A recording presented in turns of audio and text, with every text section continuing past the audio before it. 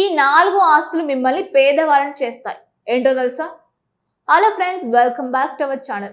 జీవితంలో ప్రతి ఒక్కరు ధనవంతులు కావాలని కలలు కంటూ ఉంటారు. మంచి ఇల్లు ఉండాలి అని కోరుకుంటారు. ఖరీదైన కారు కొనాలని భావిస్తూ ఉంటారు. ఇంట్లోకి వెళ్ళిన ప్రతి ఒక్కరు వావ్ అనేటట్టుగా ఫర్నిచర్ ఉండాలి అనుకుంటారు. ఇవన్నీ ఉంటే మనం రిచ్ అని చాలా మంది భావిస్తారు.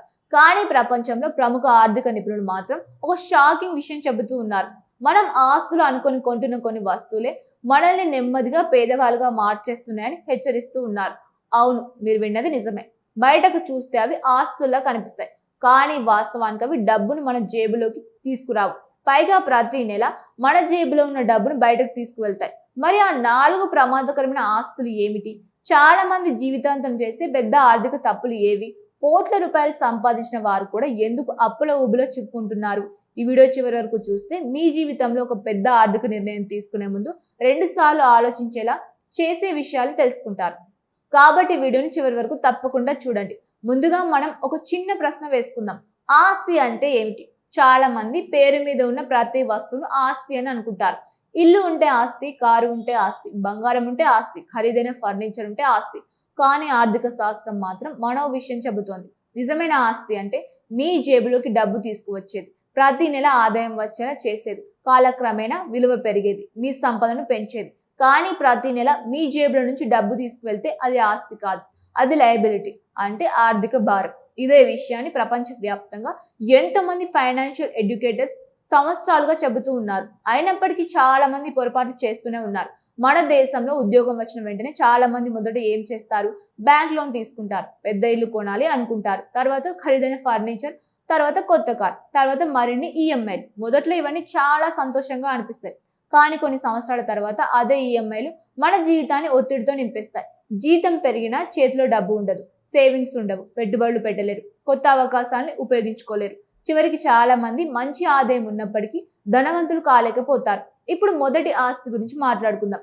చాలా మంది జీవితంలో అతిపెద్ద కళ సొంత ఇల్లు, ముఖ్యంగా అపార్ట్మెంట్, ఫ్లాట్ కొనడం. నిజానికి నివసించడానికి ఇల్లు కొనడం తప్పు కాదు. ప్రతి కుటుంబానికి సొంత ఇల్లు ఉండాలనే కోరిక సహజం. కానీ దాన్ని పెట్టుబడిగా భావించడం చాలా సందర్భాల్లో సరైన నిర్ణయం కాకపోవచ్చని ఆర్థిక నిపుణులు చెబుతూ ఉన్నారు. ఎందుకంటే చాలా మంది ₹1,00,00,000 ఫ్లాట్ కొనడానికి భారీ హోమ్ లోన్ తీసుకుంటారు. ఆ తర్వాత ప్రతి నెల ఈఎంఐ చెల్లిస్తారు. అదే సమయంలో ఫ్లాట్ నుంచి వచ్చే అద్దె చాలా తక్కువగా ఉంటుంది. చాలా చోట్ల రెంటల్ ఇల్లు 3 నుంచి 5% మధ్య ఉంటుంది. అంటే మీరు పెట్టిన భారీ పెట్టుబడికి వచ్చే ఆదాయం చాలా పరిమితంగా ఉంటుంది. దీంతో లోన్ వడ్డీ కూడా పూర్తిగా కవర్ కాదు. పైగా ప్రతి నెల మెయింటెనెన్స్ ఛార్జీలు, ప్రాపర్టీ ట్యాక్స్, రిపేర్లు, ఇవన్నీ అదనపు ఖర్చులే. ఇక్కడ ఇంకో ముఖ్యమైన విషయం ఉంది. చాలా మంది ఇల్లు ఉంటే దాని విలువ ఎప్పటికీ పెరుగుతూనే ఉంటుందని భావిస్తూ ఉంటారు. కానీ ప్రతి సందర్భంలో అది నిజం కాదు. ముఖ్యంగా అపార్ట్మెంట్ విషయంలో పరిస్థితి కొంచెం భిన్నంగా ఉంటుంది. ఎందుకంటే మీరు కొనే ఫ్లాట్ లో అసలు విలువ ఎక్కువగా బిల్డింగ్ నిర్మాణానికే వెళ్తోంది. భూమిలో మీ వాటా చాలా చిన్నది. కాలక్రమేణా బిల్డింగ్ పాతబడుతుంది, కొత్త ప్రాజెక్టులు వస్తాయి, ప్రజల అభిరుచులు మారుతాయి. అప్పుడు పాత అపార్ట్మెంట్లకు డిమాండ్ తగ్గే అవకాశం ఉంటుంది. చివరికి భూమిలో ఉన్న చిన్న వాటా మాత్రమే అసలు విలువగా మిగిలే పరిస్థితులు కూడా వస్తాయి. ఇక్కడ మేము ఒక విషయం స్పష్టంగా చెప్పాలి. ప్రతి అపార్ట్మెంట్ నష్టమే అని చెప్పడం లేదు. మీరు స్వంతంగా ఉండడానికి కొనుగోలు చేస్తే అది జీవన అవసరం. కానీ పెట్టుబడిగా కొనుగోలు చేస్తే ముందు పూర్తి లెక్కలు వేసుకోవాలని నిపుణులు సూచిస్తూ ఉన్నారు. లోన్ వడ్డీ ఎంత, రెంటల్ ఆదాయం ఎంత, భవిష్యత్తులో డిమాండ్ ఎలా ఉంటుంది, ప్రాంతం ఎలా అభివృద్ధి చెందుతోంది, ఇవన్నీ పరిశీలించిన తర్వాతే నిర్ణయం తీసుకోవాలి. భావోద్వేగంతో కాదు, లెక్కలతో నిర్ణయం తీసుకోవాలి. ఇప్పుడు రెండో పెద్ద లయబిలిటీ గురించి మాట్లాడుకుందాం. అదే ఖరీదైన ఫర్నిచర్. కొత్త ఇల్లు కట్టగానే లేదా ఫ్లాట్ కొనగానే చాలా మంది మరో పెద్ద తప్పు చేస్తారు. ఇంట్లోకి వచ్చే ప్రతి ఒక్కరు ఆశ్చర్యపోవాలి అని లక్షల రూపాయలు ఖర్చు చేసి ఫర్నిచర్ కొంటారు.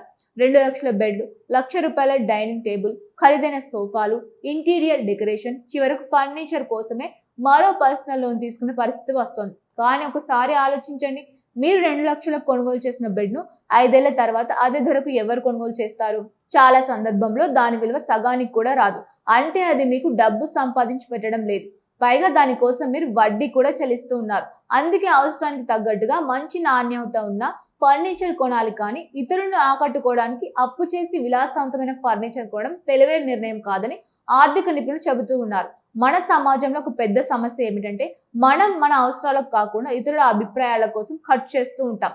బంధువులు ఏమనుకుంటారు, ఫ్రెండ్స్ ఏమనుకుంటారో, ఇంటికి వచ్చిన వాళ్ళు ఎలా రియాక్ట్ అవుతారో, ఈ ఆలోచనల వల్లనే చాలా మంది అవసరానికి మించి ఖర్చు చేస్తూ ఉంటారు. కానీ ఆ అప్పులు తీర్చేది మాత్రం మనమే. అందుకే మీ ఆదాయం ఎంత, మీ సేవింగ్స్ ఎంత, మీ భవిష్యత్తు లక్ష్యాలు ఏమిటి, ఇవన్నీ చూసుకొని ఖర్చు చేయడం చాలా ముఖ్యం. ఇప్పుడు మూడో పెద్ద లయబిలిటీ గురించి మాట్లాడుకుందాం. అదే ఖరీదైన కార్లు. ఉద్యోగం వచ్చిన వెంటనే చాలా మంది చేసే మొదటి పని కారు కొనడం. అందులోనూ తమ ఆదాయానికి మించిన విలాసవంతమైన కార్లు కొనడానికి భారీ లోన్లు తీసుకుంటారు. మొదటి రోజు షోరూమ్ నుంచి బయటకు వచ్చిన క్షణం నుంచి కారు విలువ తగ్గడం ప్రారంభమవుతుంది. ప్రతి సంవత్సరం దాని మార్కెట్ విలువ తగ్గుతూనే ఉంటుంది. అదే సమయంలో పెట్రోల్, డీజిల్, ఇన్సూరెన్స్, సర్వీసింగ్, టైర్లు మెయింటెనెన్స్, పార్కింగ్, టోల్ ఇలా ఎన్నో ఖర్చులు పెరుగుతూనే ఉంటాయి. ఒక కారు కొనడానికి ముందు చాలా మంది ఈఎంఐ మాత్రమే చూస్తారు. కానీ నిజమైన ఖర్చు ఈఎంఐతో ఆగిపోదు. సంవత్సరానికి లక్షల నిర్వహణ ఖర్చులు కూడా ఉంటాయి. కాబట్టి అవసరానికి తగినట్టుగా వాహనం కొనడం తెలివైన నిర్ణయం. మీ ఆదాయం పెరిగిన తర్వాత అప్గ్రేడ్ కావచ్చు, కానీ మొదటి నుంచే ఇతరులను ఇంప్రెస్ చేయడానికి ఖరీదైన వాహనం కొనడం భవిష్యత్తులో ఆర్థిక ఒత్తిడిని పెంచుతోంది. ఇప్పుడు నాలుగో లయబిలిటీ గురించి మాట్లాడుకుందాం.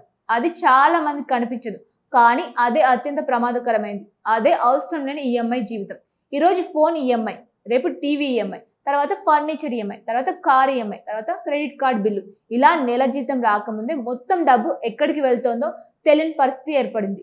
మీరు సంపాదిస్తున్నది మీకోసం కాదు, బ్యాంకుల కోసం పనిచేస్తున్నట్లే అవుతోంది. ధనవంతులు ఎలా ఆలోచిస్తారో గమనించండి. వారి ముందు ఆదాయం వచ్చి ఆస్తుల్ని సృష్టిస్తారు, తర్వాత విలాసవంతమైన వస్తువుని కొనుగోలు చేస్తారు. కానీ చాలా మంది సాధారణ ఉద్యోగులు మొదట విలాస వస్తువును కొనుగోలు చేస్తారు, తర్వాత వాటి ఈఎంఐలు చెల్లించడానికి జీవితాంతం పనిచేస్తారు. ఇదే తేడా. అయితే దీని అర్థం ఇల్లు కొనకూడదు, కారు కొనకూడదు, ఫర్నిచర్ కొనకూడదు అని కాదు. మీ ఆర్థిక స్తోమతకు తగ్గట్టుగా కొనాలి. అప్పు తీసుకునే ముందు 10 సార్లు ఆలోచించాలి. పెట్టుబడి పెట్టే ముందు లెక్కలు వేయాలి.